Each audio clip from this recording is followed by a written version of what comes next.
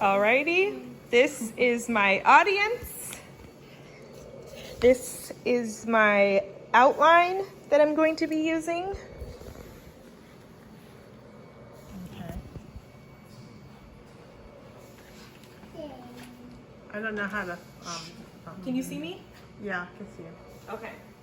Hello, my name is Brianna Adams, and I am going to be doing this presentation about the benefits and best practices of using cybersecurity in business. The purpose and idea of this presentation is that I would like to teach you how to protect your business from cyber attacks. And the central idea of this presentation is the best practices of cybersecurity to prevent data breaches in business. So why is cybersecurity important in business? Small businesses especially are attractive targets to cyber criminals. They tend to have little to no protection of the important and sensitive information of their customers. Most small business owners feel vulnerable to data breaches because they don't have that protection needed. Most protection is costly to business owners. And there are many cyber threats to businesses. Those include malware, viruses, ransomware, and phishing. So between 2017 and 2018, the cost of cyber attacks per organization in retail alone has increased by 26% and will continue to increase unless business owners take preventative measures to reduce the risk of cyber attacks. So that is shown right down here. The 2017 cost of cyber attacks in retail was $9 million. In 2018, it came up to $11.4 million. So that is a 26% increase. Most organizations across the board saw increases between those years. The only decrease was in, health. Healthcare usually uses some pretty good protection to protect that sensitive data. In 2018, the information loss and business destruction combined for over 75% of total business losses from cybercrime. This diagram here shows the proportion of UK businesses that have identified cyber breaches in the last 12 months, which this was for the year 2019. Micro firms are at 38%, small firms are at 58%, medium firms 66%, and large firms were at 68%. So there are a couple of steps and best practices that should be followed in order to lower the risk of data breaches in businesses. The first step is educating your employees to do things like spot a phishing email. There are a couple things that stand out in phishing emails.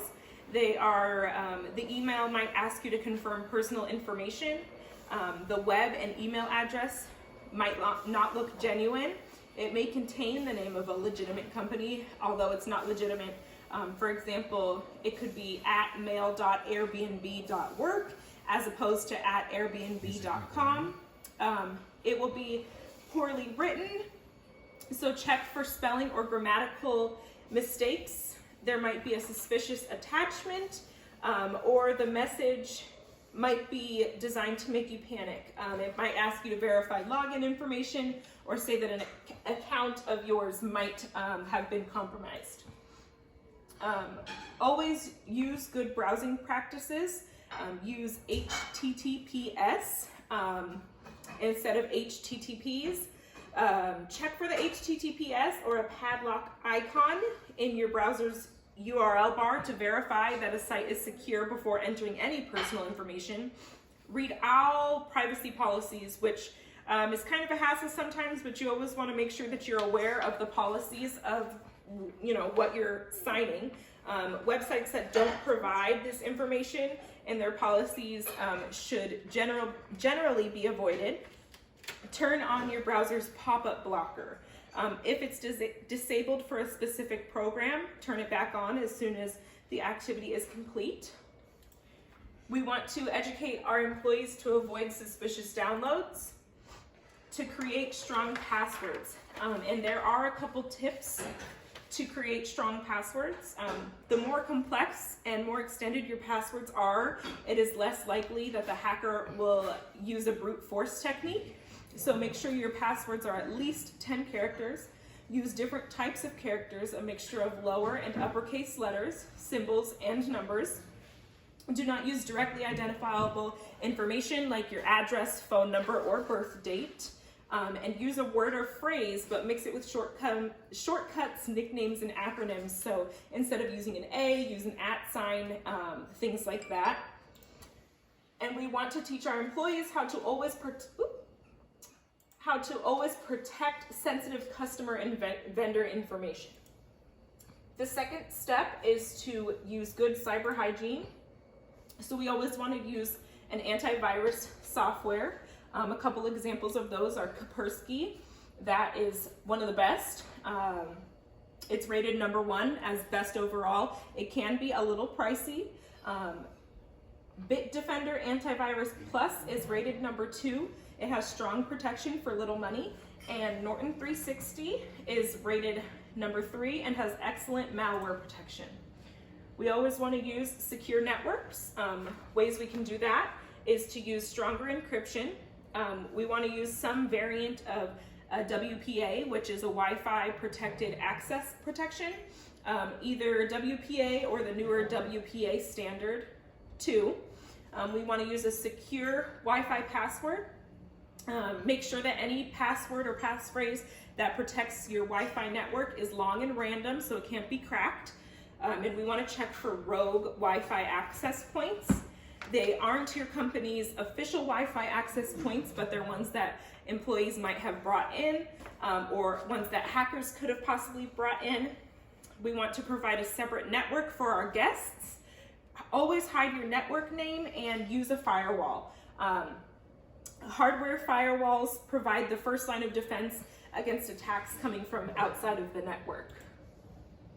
Step 3 is to back up sensitive data. It's very important, and it's a step that should be taken to reduce the risk of a cyber attack. We should export data to an external hard drive. There's many options for external hard drives on the market that can be up to multiple terabytes.